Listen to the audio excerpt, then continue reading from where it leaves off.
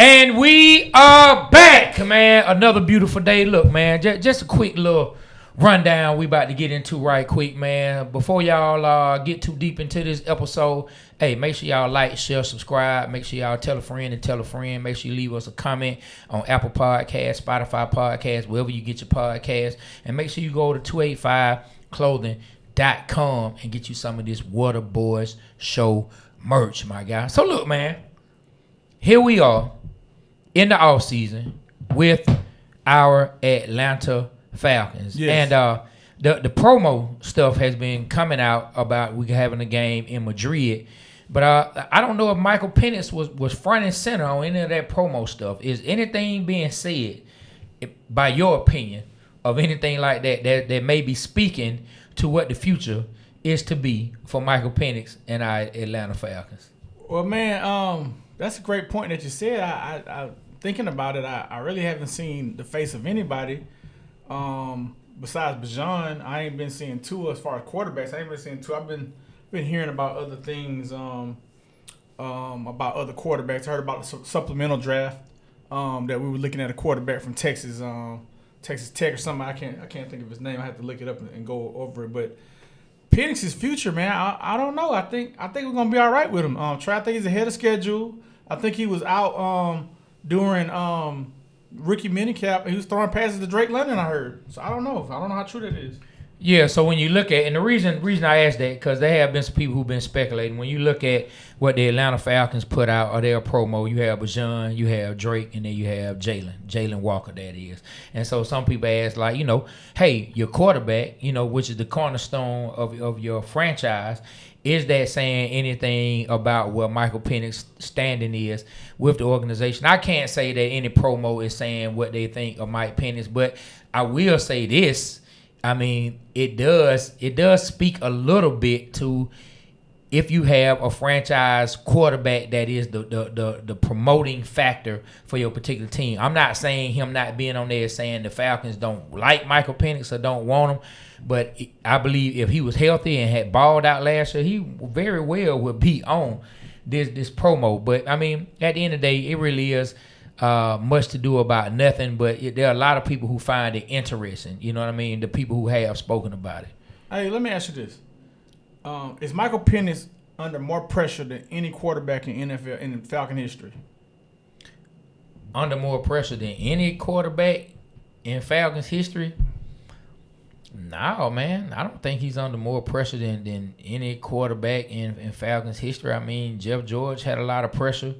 Matt Ryan has had a lot of pressure to go out and produce. Now, mind you, Matt Ryan's job was never in question the way that Michael Penix's job is in question. But I will say, just from a pressure standpoint for the Falcons, period, and what your team's supposed to accomplish, I can't say that he is, man, because Matt Ryan and Michael Vick were under immense pressure to go out and finally start winning. There was real talk that neither one of them could win, and it was starting to talk and mount.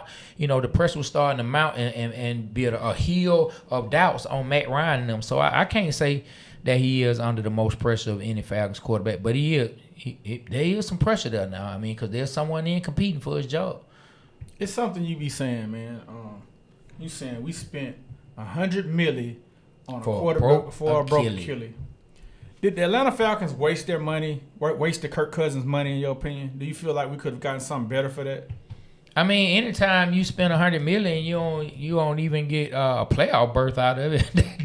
that definitely was a waste. You know what I'm saying, man? They could have spent $20 million, and if you didn't even get a playoff berth out of it, yeah, man, that 100% was a waste. I mean, but look, you make the decisions you make at that time. There were people who were knocking them down. You and I were sitting back, and I always bring up that old Arsenio Hall, things that make you say, we were like, man, $100 million for a broke Achilles, like, is Kirk Cousins really the answer? But, hey, we always try to be some positive Pete's around here. You know what I'm saying? Nah, I was definitely trying to be a positive Patty on that, but I didn't understand it. I mean, I rolled with it, and he did good the first couple of games, like first 6-7 games, and I was excited. But then I think Kirk lost you when he said, walk in your trap, take over your trap. Man, definitely, because I thought that was one of the dumbest things to sit there and attach yourself to. Like, Like, bro, you are not of that culture, and like you're not of the hip hop culture, and you trying to make it sound cool, and I didn't like it, man. Like let's look, walk on the field and come away with a win off the field. How about that, man? You know, like you don't have to try to start reciting in the bankroll fresh and try to become cool. I just didn't personally like that. But look, man. On one of our shows, man, you said you have some expectations for our Atlanta Hawks, man, for next year. You said that your expectation is a deep playoff run. Yes. Yeah, I mean, talk about it. I feel like after the Trae Young trade, my expectations went out the door this past year. All right. They went on that long winning streak they had this year, and they showed me some things. I seen something coming out with the Hawks. Okay. Man, after we get this lottery pick, after we come to free agency and what we're going to do with the rest of the lineup, I feel like the Hawks are in a good position to have a great record this coming year. I think we could finish 4th or higher, hopefully. Be a 4 seed, 3 seed, and I feel like they'll have more time to play with each other. We only had February with the full team that we had to go in the playoffs this year, just February. So that's March, April, they start playing the playoffs, 2.5 months. And so I think they're figuring things out. Kuminga came in. Kuminga was up and down. I see the potential in Kuminga. He just has to, like, really be consistent. If he's consistent, when he had the good games, man, we won the 2 games. You know, he was a very good part of that. As far as my expectations for next year, yeah. Jalen Johnson, it's your time. Like, you're going to have a full year healthy. You know, the second half of the year playing, this is your team. He's going to have the offseason knowing what he needs to prove on, which he needs to prove on becoming him. Like you said, becoming him. Nah, we didn't expect that from Nah. We got a really good contract on him and a really good player in Nah. So now Nah had a chance to go through a full season, get to the playoffs, and not perform in the playoffs like he did the regular season. I think he will learn from that. I think he has the pedigree to learn from that, and he has he can bounce ideas off of people. So yeah, man, I do expect us to go deep in the playoffs. That's my expectations than it was this year. My expectations are absolutely 0 right now. I don't know what to expect. We just took a 51-point loss in Game 6. I don't know what effect that's going to have on the team. I don't know if that's the start of something bad. I don't know if they're going to recover. I really don't know what to expect. I guess if I had to say expectation, I don't expect them to be a bottom of the barrel team once again. I don't think this team will revert back to being a bottom of the barrel level team. I do think this team will be a respectable team at the very least. But I can't say what my full expectations are as far as deep playoff run or not, because number one, Jalen Johnson, he stayed healthy this year. Let's see if he can continue to do that. I'm gonna keep believing. As you say, I don't speak to the water, but we'll let you speak to the water, and hopefully Jalen Johnson will have another healthy season. And I'm excited to see what they do in the draft. Who knows? They may add your boy Mara. You know what I mean? And that might take them over, or who knows? They may go and get them a guard. They may take them over. I don't know. So I gotta wait and see how this draft turns out.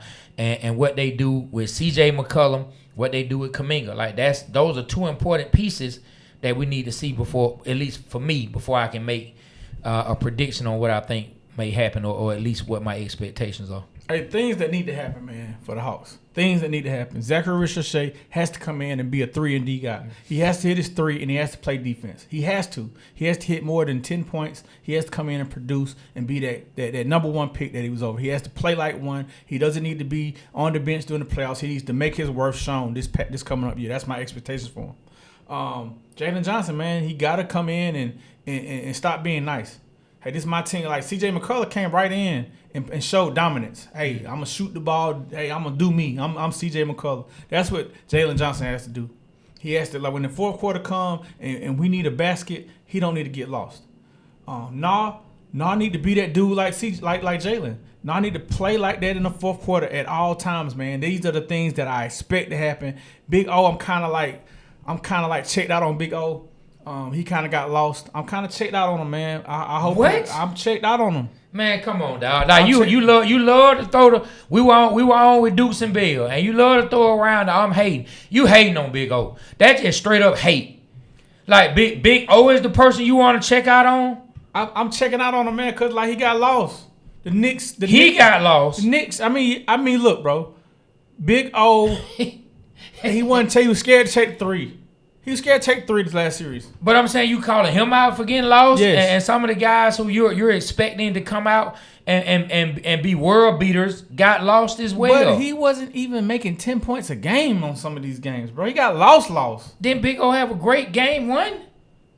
Probably, but after that he got lost. Let me look this up, man. Let me look. I mean, this why up you right looking quick, that up, man? Like we gotta do better, man. Like O has to do better. Those are the things. Straight up hating on Big O. I'm not hating, man. You're a hater, dog. You straight up hating on him. All right. Man, what did he do to deserve your hate? Like he Big got O lost, ain't do nothing, man. He got lost, Trey. Man, Big O ain't, man, come on, man, dog. Like, you can't do Big O like that. I'm telling you, Big O first game 1, even though they took the L, he played 37 minutes, 19 points, 6 for 9 from the field, 4 from 6 from 3. Like, come on, man. Play like that every game. Dog, play like that every game. But you said he got lost. I did. You said he got lost. Okay, let's go to game 2. Game 2. 30 minutes, 15 points, 6 for 9 from the field, 2 for 3 from 3. Go to the next. Come on, man. Tell me when he's getting lost. Please tell me when he got lost. We just gonna keep going. Go to game 3. Okay. Game 3. Now this was not a good game for him. 37 minutes, 9 points, 4 for 7 from the field, 1 for 4 from 3. They end up winning that game. Let me see. Let's go to game. Let's go to game 4. Man, you just hating on Big O, man. Like, what Big O do to you? Game 4, 28 minutes, 12 points, 4 for 7 from the field, 1 for 3 from the 3-point line. Mm-hmm. Hey, but look, man, everybody else, he scored 12. Jalen Johnson, 14. C.J. McCollum, 17. Nikhil Alexander, 15. No, but what I'm saying, how you calling Big O out and the other players, they ain't doing that either. Games you just called, got lost. Bro, come on. Like you gonna call him out? Game 5. Like he's the one you gonna single him out.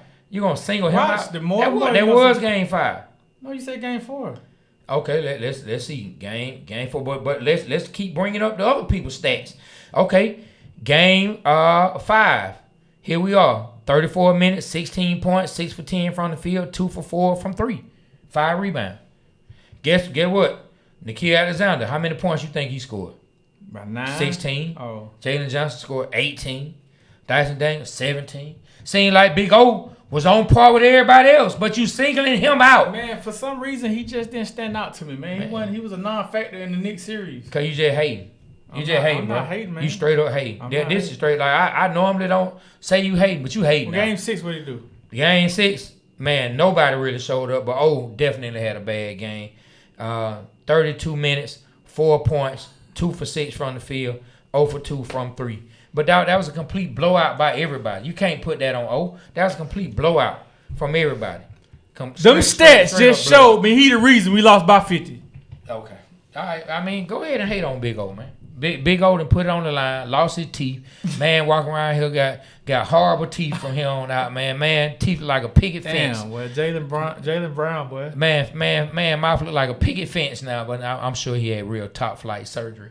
You know what I'm saying? But dog, this is straight up hate from you that you would try to call this man out of all these other players who did not show up in that game. Big O is the guy you want to go with. Thank you, sir. You are the hater of the week. Hey, let me ask you. You get the buddy of the week, man. What do you want to see us do? You want to see us sign C.J. McCullough or find somebody else? And who do you want to see us draft? I know you said you wanted a playmaker. Who is that playmaker? Man, of course I would love some of the top 4 guys. I would love AJ the bouncer. I would love Darren Peterson. You know, I like Acuff, even though he's smaller. Caleb Wilson is going up draft boards. So some of the other guys, I like what Kingston Fleming brings to the table as far as defense. I'm really not a great 3-point shooter from everything that I'm hearing and reading about Kingston Fleming. But we'll see. I honestly, man, I don't have my eye on just who that guy is. Same way, and I'm not saying any of these players going to be Shea Gill.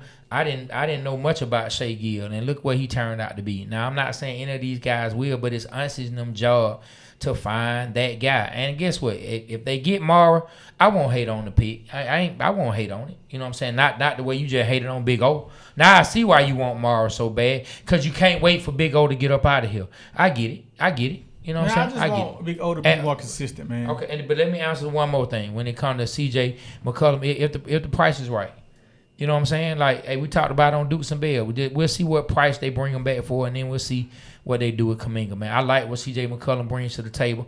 I think he brings a lot of heart. I think he brings veteran leadership. So please bring C.J. back. I just don't know what the financials are going to look like. Yeah, he can't. I think he's making like close to $15 million, almost $20 million a year this past year. Nah, we can't pay him that much. He's not that type of player, but he don't need. We need to have more flexibility to add more pieces to the Hawks team. We don't need to pay him all that money to do that. And as you can see that with no help, he did get us a couple wins and was playing very, very hard for us. But then he kind of got lost in the last when the Knicks said we're gonna take him out the game. They took him out and we couldn't get nobody else to produce. So we need somebody that can, even though they're trying to take them out, we need somebody that's Jordanish, which is not easy to find. But that's what I want to see on the Hawks. Hey, look, man, we got to get on up out of here. But I'm gonna ask you this quick question, man. It's a little bit of, and shout out to all our people from New York, man. But I'm about to throw a little New York hate out there. I'm gonna throw a little New York hate out there, man. Who would you rather see win a championship, man? If you had to see one of these two teams win, who could you stand winning the championship? The New York Knicks or the Yankees? Ooh, man, F the Knicks, man. Go Yankees. There we go, man. Hey, look, under no circumstance do I want to see the Knicks win a championship ever. Send them boys back to Crooklyn, man. But look, we about to get on up out of here, man. This is a quick little jump in show, man. We appreciate our support. Make sure y'all like, share, subscribe. Check us out at The Waterboyz Show. That's TheWaterboyz Show on all of our socials and on YouTube. If you're watching us on YouTube, and if you're just listening and don't know what a YouTube is, spell it the same exact way, but put a 404 on that thing, all right? And then you can also find some of our episodes on the Big Facts Network, man. Shout out Big Facts. Yep. And on that note, like we always say, the Waterboyz Show, we represent Atlanta because Atlanta represents us. On behalf of myself, Trey, we got my partner, B Rich, and we the cameraman and everything today, so we're going to shout ourselves out, man. The Waterboyz Show, we are out. Kill the camera.